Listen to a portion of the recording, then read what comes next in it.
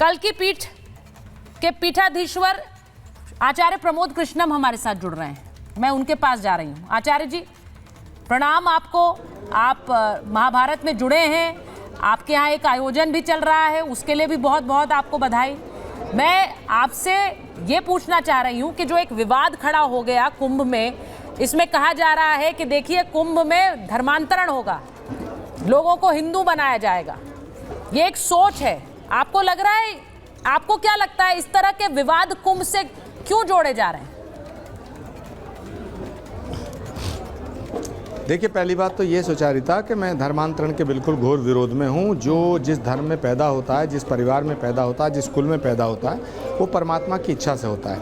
धर्मांतरण जो है वो संवैधानिक दृष्टिकोण से भी ठीक नहीं है, सामाजिक दृष्टिकोण से भी ठीक नहीं है, परंपरा के दृष्टिकोण से भी ठीक नहीं है, सनातन के दृष्टिकोण से भी ठीक नहीं है, और परमात्मा के नज़रिए से भी ठीक नहीं है। क्योंकि भगवान की इच्छा से हमारा जन्म होता है, हमारी अपनी कोई इच्छा नहीं होती है। परमात्मा हमें जिस धर्म में भेजता है, जिस जात में भेजता है, जिस क्षेत्र में भेजता है, जिस घर में भेजता है, तो यदि हम धर्मांतरण करते हैं तो परमात्मा की इच्छा के विरुद्ध जाते हैं।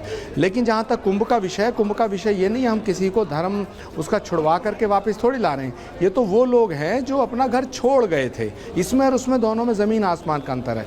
इसको धर्मांतरण नहीं कहा जाएगा, इसको तो घर वापसी कही जाएगी। अगर कोई स्वेच्छा से आना चाहता, 200 साल पहले, 300 साल पहले, 400 साल पहले, 100 साल पहले किसी ने अगर अपना धर्म छोड़ दिया था, अपना परिवार छोड़ दिया था, अगर वो वापस आना चाहता तो उसका हम स्वागत करेंगे। आप यानी ये कह रहे हैं ये धर्मांतरण नहीं है, घर वापसी है, यानी इसमें दोनों में भेद समझा जाए?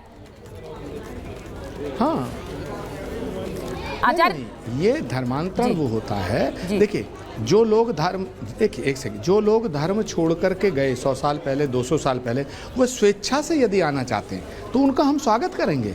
घर का बच्चा अगर बाहर चला जाता तो उसका वापसी में स्वागत किया जाता है ना। ये हमारी सनातन की परंपरा है, राष्ट्र की परंपरा है, भारत की परंपरा है। अगर हम किसी को ज़बरदस्ती लालच दे के, किसी को कुछ झूठ बोल के, फरेब करके, धोखा दे के, या हम डरा के, अगर धमका के, तलवार की नोक पे, बंदूक की नोक पे, है ना, और बम के ऊपर बैठा करके ज़बरदस्ती करें और कहें कि तुम हिंदू से मुसलमान बन जाओ, मुसलमान से हिंदू बन जाओ, वो गलत है। अगर कोई व्यक्ति अपना धर्म छोड़ के 100 साल पहले, 200 साल पहले, 300 साल पहले उसके पूर्वज गए हैं, वो वापस आना चाहते हैं, तो हमारा दायित्व बनता है, हमारा कर्तव्य बनता है। और सनातन की तो उद्घोषणा है, सनातन का सूत्र है, शरणागत की रक्षा की जाती है। अगर कोई शरणागत होता है तो उसको स्वीकार करना हमारा धर्म है। अच्छा आचार्य जी, मैं एक चीज आपसे और पूछूंगी। कुछ स्थानीय ऐसे नेता भी हैं, मौलाना हैं, जो कह रहे हैं कि कुंभ में जो इतनी जमीन का इस्तेमाल कर लिया, उसमें बहुत सी जमीन वक्फ की है। अब आप सोचिए, कुंभ में भी वक्फ का दावा ठोका जा रहा है। अब उनसे पूछिए वक्फ किसका है। भारत की भूमि पर भारत का अधिकार है, भारत की भूमि है ये, ना किसी की है, अपनी कोई जागीर ना समझे। ये भूमि ना बाबर की है, ना सिकंदर की है, ना अंग्रेज़ों की है, ना तैमूर लंग की है, ना किसी बादशाह की है, ना किसी राजा की है। ये भूमि भारत की है और भारत की भूमि पे भारत का अधिकार है। और भारत की संस्कृति और सभ्यता को आगे बढ़ाने के लिए, शक्तिशाली बनाने के लिए, एकता का संदेश देने के लिए, यूनिटी का संदेश देने के लिए, सत्य सनातन का उद्घोष करने के लिए, विश्व बंधुत्व का संदेश देने के लिए, वसुधैव कुटुंबकम का संदेश देने के लिए महाकुंभ का आयोजन होता है। तो महाकुंभ तो सनातन का सबसे बड़ा पर्व है। महाकुंभ तो प्रेम का, सद्भावना का, एकता का सबसे बड़ा पर्व है। मैं आचार्य जी एक सवाल आपसे और पूछूंगी, क्योंकि संभल पे एक सर्वे रिपोर्ट आ गई है और उस सर्वे रिपोर्ट में बहुत से, आप क्योंकि संभल पर आप लगातार संवाद करते रहे हैं, सर्वे रिपोर्ट में बहुत सी निशानियां वहां पर मिल रही हैं जो स्पष्ट करती हैं। बहुत से लोग, ये कहा भी गया है कि कल की अवतार होंगे तो वहीं होंगे। आप तो कल की धाम के पीठाधीश्वर हैं, इस रिपोर्ट को लेकर क्या सोचते हैं आप? देखिए, पहली बात ये, संभल बहुत ही पौराणिक और ऐतिहासिक स्थान है। संभल का जिक्र पुराणों में है। पुराणों में लिखा है कि भगवान का अंतिम अवतार, सनातन धर्म का अंतिम अवतार श्री कल्कि अवतार संभल की धरती पे होगा। जिस संभल में भगवान कल्कि का अवतार होगा, उस संभल में अवतार से पहले ही श्री कल्कि धाम की स्थापना हुई है। भारत के प्रधानमंत्री जी के हाथों से उसकी आधारशिला रखी गई है। मैं कल्कि धाम की उसी भूमि से बोल रहा हूँ। भगवान का अवतार होगा, संभल में होगा, ये पुराणों में लिखा हुआ है। श्रीमद् भागवत में लिखा हुआ है। दूसरा ऐतिहासिक महत्व ये है कि संभल में बाबरनामा पढ़िए, आईने अकबरी पढ़िए, मैगस्थनीज की रिपोर्ट में मैगस्थनीज ने भी लिखा है, फाइयान ने लिखा है, हुइनसांग ने लिखा है और बर्नी ने लिखा है कि भाई संभल में मंदिर तोड़ा गया, मंदिरों को तोड़ा गया। बाबर के ज़माने में 1529 में मंदिर तोड़ा गए। तो अगर कोई घटना घटी वो अच्छी या बुरी, लेकिन उसको हम मिटा नहीं सकते ना। हम झूठ कैसे बोलें? क्या सच के ऊपर झूठ का पर्दा डालने से सच छुप जाएगा? तो संभल में जहाँ भगवान का अवतार होना है, अगर वहाँ धरती खोदी गई है, धरती के नीचे कोई मंदिर निकला है, तो मंदिर तब निकला जब मंदिर था। अगर मंदिर था तो निकला। अब मंदिर था निकला और मंदिर है निकल रहे हैं, तो इसमें क्या कहा जा सकता है? ये किसी पॉलिटिकल आदमी की, पॉलिटिकल पार्टी की और सरकार की कमी नहीं कही जाएगी, ना उनकी साजिश कही जाएगी। पुराण मैंने नहीं लिखे, हजारों वर्ष पहले पुराण लिखे गए, उनमें ये कहा गया कि संभल में भगवान का अंतिम अवतार होगा श्री कल्की के रूप में।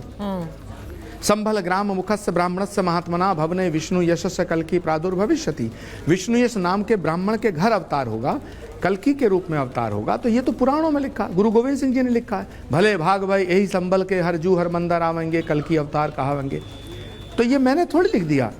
संभल वो धरती है जहाँ भगवान का अवतार होगा और ये अंतिम अवतार होगा। आचार्य जी बहुत बहुत धन्यवाद हमें समय देने के लिए, हमसे बात करने के लिए, क्योंकि ये बड़ा जरूरी है। हम कुंभ की तरफ आगे बढ़ रहे हैं, तस्वीरें वहां से आ रही हैं और इसीलिए कुंभ पर ये संवाद जरूरी था। मैं एक बार जो आचार्य प्रमोद कृष्णम ने कहा, मैं उस पर एक बार आना चाहती हूँ, क्योंकि विनोद जी उन्होंने एक बात बड़ी क्लियरली बोली है।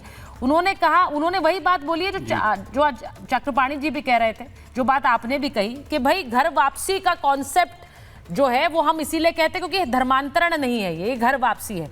लेकिन आपको लगता है आज के समय में जो बात अभी तारिक जी ने कही या फिर जो दानिश साहब ने कही कि भाई जो उनके अब कई दशक हो गए, कई ऐसी पीढ़ियां हो गई जिससे वो मुसलमान है या फिर क्रिश्चियन है, तो अब उन्हें ऐसा लगता है कि एक तरह से आप मुसलमानों को वापस हिंदू धर्म में आने के लिए एक तरह से बरगला रहे हैं, ये वाला आरोप लगता है।